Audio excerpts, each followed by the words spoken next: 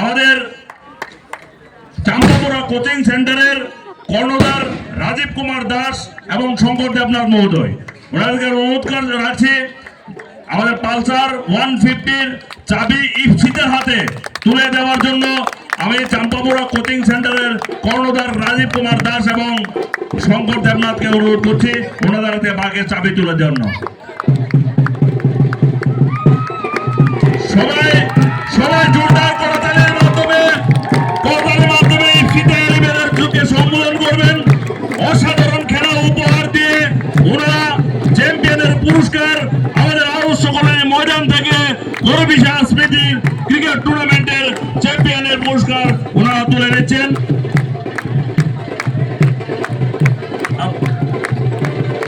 পাশাপাশি আমাদের champion trophy তুলে দেওয়ার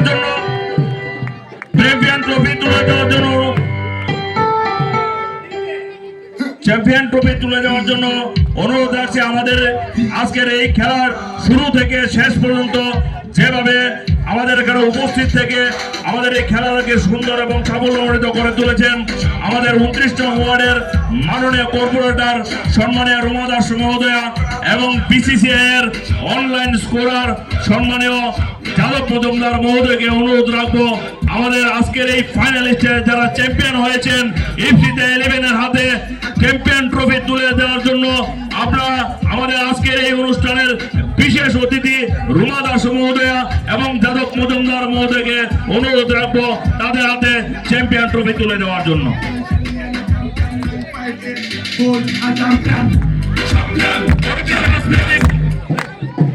সাংস্কৃতিক ক্রিকেট টুর্নামেন্টের ফাইনালে চ্যাম্পিয়নের ট্রফি তুলে দিচ্ছেন রুমা দাস মহোদয় এবং যাদব মজুমদার মহোদয়।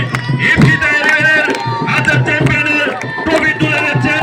অসাধারণ খেলা উপহার দিয়ে ওনারা সাংস্কৃতিক ক্রিকেট টুর্নামেন্টের ক্লাব ছিনিয়ে নিয়েছেন।